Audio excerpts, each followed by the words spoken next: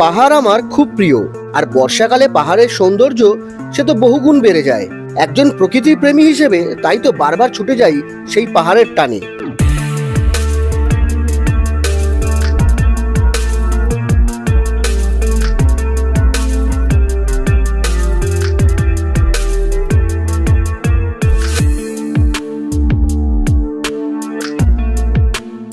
তবে বর্ষাকালে পাহাড়ে কিছুটা ঝুঁকি থেকেই যায়, যদিও আমরা সেই ঝুঁকির তোয়াক্কা না করেই আবার বেরিয়ে পড়েছিলাম।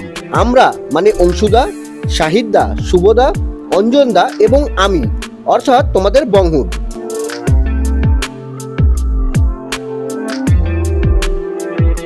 হ্যালো বন্ধুরা, কেমন আছো? আশা করি সবাই ভালো আছো। আমি পলাশ, আর তোমরা দেখছো আমার সাথে বংহুর বাই পলাশ। সো এই মুহূর্তে আমরা আবার বেরিয়ে পড়েছি, আর আমাদের সাথে কিন্তু এবার আছে অঞ্জনদা আছে, সাথে এবারে ফার্স্ট টাইম সাইডটা ওদিকে ফটোগ্রাফি করতে ব্যস্ত। ফটোগ্রাফি করবে না কেন? এই জায়গাটা অত্যাধিক সুন্দর, আসলেই ফটোগ্রাফি করতে ইচ্ছে করে, ভিডিওগ্রাফি করতে ইচ্ছে করে। সত্যি মানে এতদিন বাদে একটা রিফ্রেশমেন্ট, আর তারপর যদি এরকম একটা ওয়েদার পাওয়া যায়, পুরো মনে হচ্ছে একটাই ওয়ার্ড মুখ থেকে বেরোচ্ছে, ওয়াও। আমরা আবার একটা সুন্দর ট্রিপে বেরিয়ে পড়েছি। এবার আমাদের ভ্রমণের ডেস্টিনেশন হচ্ছে, এবার ডেস্টিনেশন ফিক্সড, অন্যবার রাস্তা ফিক্সড থাকে। ডেস্টিনেশন ফিক্সড, আজকে আমরা পৌঁছচ্ছি তাকদা। দেখতে থাকুন সঙ্গে থাকুন।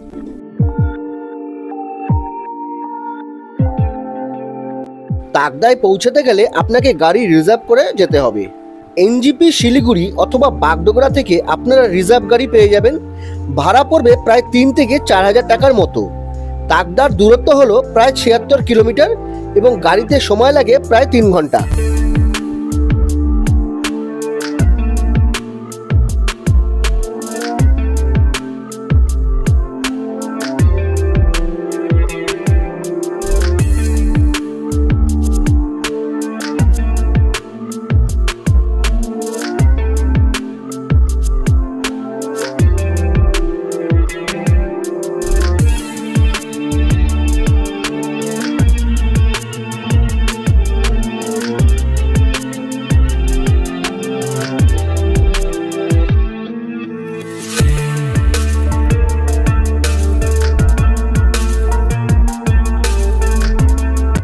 আমরা এনজিপি হয়ে পাংখাবাড়ি রোড ধরেছি। তো এই জায়গাটার নাম হচ্ছে গাড়িধরা। এখানে আমরা সকালবেলা ব্রেকফাস্ট সেরে নেবো।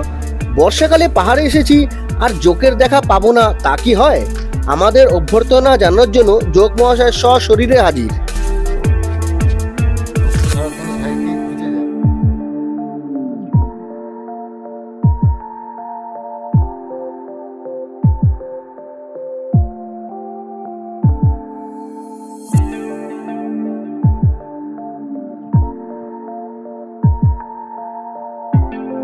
সকালবেলা পুরি আর ঘুগনি, মেঘলা ওয়েদার, সাথে টেস্টি খাবার, দারুণ।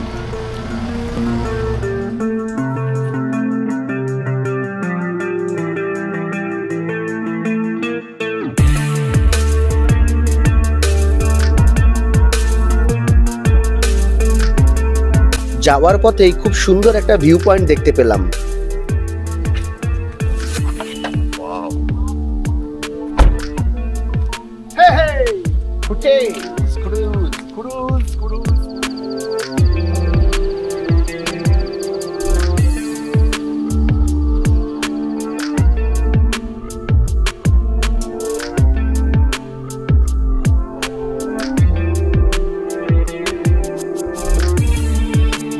মকাইবাড়ির কাছে একটা ভিউ পয়েন্টে আমরা দাঁড়িয়েছি। অসাধারণ লাগছে জায়গাটা, জাস্ট অসাধারণ। পেছনে দেখতে পাচ্ছ পুরো মেঘ, পুরো সাদা হয়ে রয়েছে মেঘ, জাস্ট ফিল লাইক স্বর্গ। জায়গাটা খালি দেখো, জাস্ট জায়গাটা অসম। বড় বড় এখানে যে ফ্ল্যাগগুলো রয়েছে, কালারফুল ফ্ল্যাগগুলো রয়েছে আমার পেছনে দেখতে পাচ্ছ, অসাধারণ লাগছে।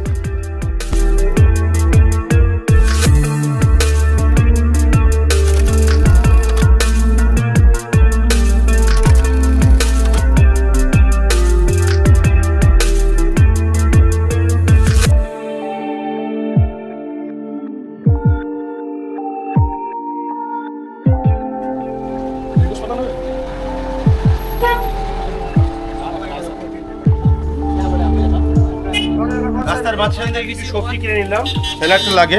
কি কি আছে এখানে?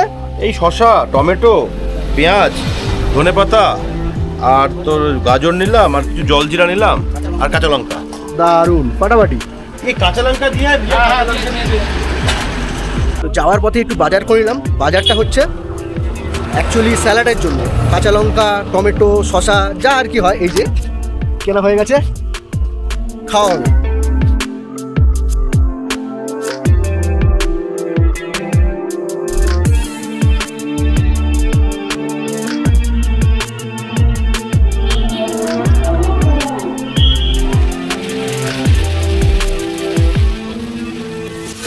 এই মুহূর্তে আমরা যে জায়গাটাতে দাঁড়িয়ে রয়েছি, এই জায়গাটার নাম হচ্ছে 3 মাইল। সো এখানে কিন্তু আমরা একটা চায়ের ব্রেক নিয়েছি, আর রাস্তাঘাট অসাধারণ। মানে এখনো পর্যন্ত কিন্তু আমরা কোনো রকম ধস পাইনি বা ট্রাফিক জ্যাম সেই অর্থে পাইনি। তো এখানে চায়ের বিরতি নিয়ে আবার আমরা এগিয়ে যাবো তাকদা দিয়ে। কিন্তু ওয়েদার একদম জাস্ট ফাটাফাটি, মানে পাহাড়ে বর্ষা বলতে যেরকম বোঝায়, যা ওয়েদার অসাধারণ। চারিদিকে পুরো মেঘে ঢেকে রয়েছে। আমার পেছনে যে জঙ্গল দেখতে পাচ্ছ, এটা কিন্তু পুরো একদম মেঘে ঢেকে রয়েছে, অসাধারণ লাগছে।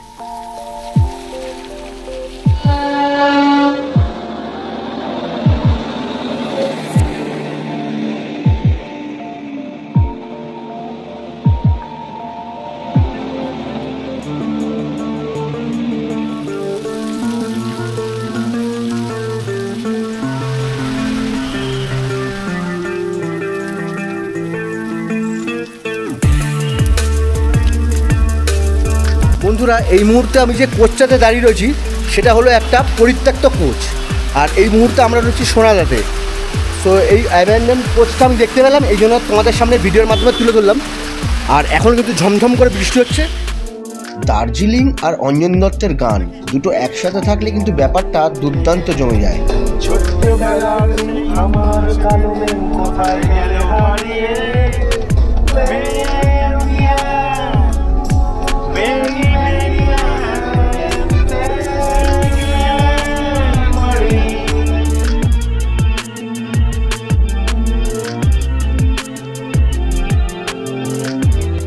তাকদা হলো পশ্চিমবঙ্গের দার্জিলিং জেলার একটি ছোট্ট পাহাড়ি গ্রাম।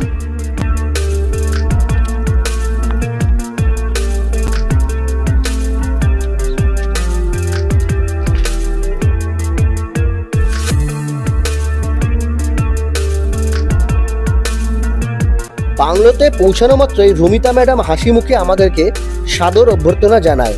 গঙ্গার সাথে আমাদের সকলের আলাপ হয়। খুবই হাসি খুশি মিষ্টি একটি মেয়ে।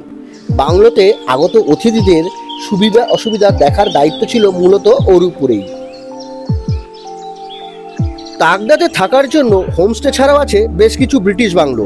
এই সমস্ত ব্রিটিশ বাংলোগুলো প্রায় 100 বছরের পুরনো, কিন্তু পুরনো হলেও বাংলোগুলোর গুণগত মান এখনো খুবই ভালো। দেখে বোঝাই যায় বাংলোগুলোকে নিয়মিত পরিচর্যা করা হয়। অবশেষে এতক্ষণ দীর্ঘ প্রতীক্ষার অবসান, আমরা এসে পৌঁছেছি তাকদা বাংলো নাম্বার 15। বাংলোটা কিন্তু অসাধারণ, আর এই মুহূর্তে অ্যাম্বিয়েন্সটা কিন্তু আরও অসাধারণ। হালকা ঝিরিঝিরি বৃষ্টি পড়ছে, চারিদিকে মেঘ, মানে পাহাড়ে বর্ষাকালে কিন্তু আসার একটা আলাদা অভিজ্ঞতা, একটা আলাদা আমেজ, দুর্ধর্ষ লাগছে। এক কথায় বলবো দারুণ লাগছে। আর সবথেকে বড় কথা, এখানে কিন্তু অনেকগুলো ছোট ছোট কিউট কুকুর রয়েছে।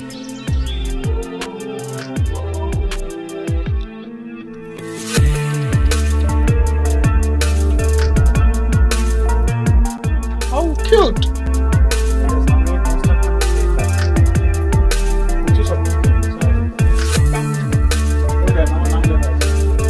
Hey!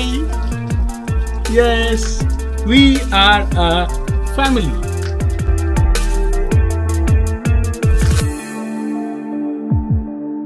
বাংলোতে পৌঁছেই আমরা দুপুরের লাঞ্চ সেরে ফেলি এবং প্রতিটা খাবারই খুব টেস্টি ছিল।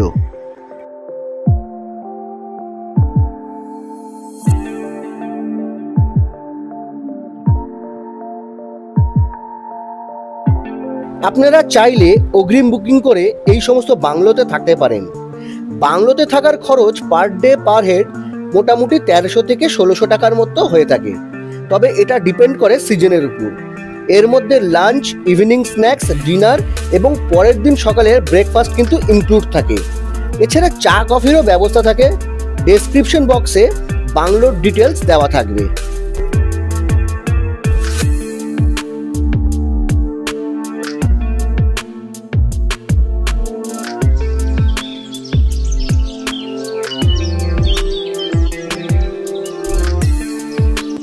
সাইডটা তোমার জায়গাটা?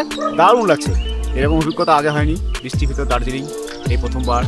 দারুণ লাগছে, পুরো বৃষ্টি ঝিরিঝিরি করে পড়ছে।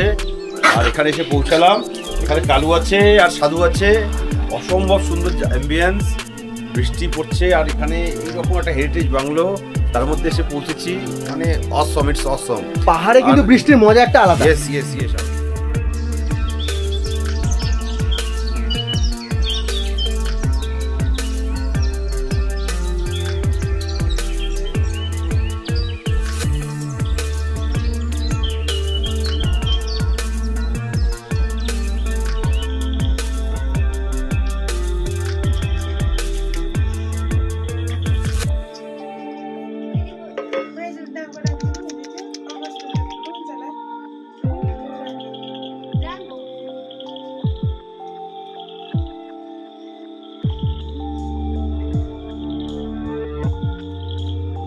আমাদের তাকদা জার্নির ভিডিওটা কেমন লাগলো কমেন্ট বক্সে জানাতে ভুলো না।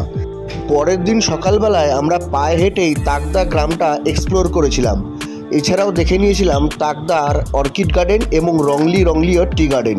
সেই ভিডিও নিয়ে আসবো পরবর্তী পর্বে। ততক্ষণ সুস্থ থাকুন এবং আমাদের সঙ্গে থাকুন।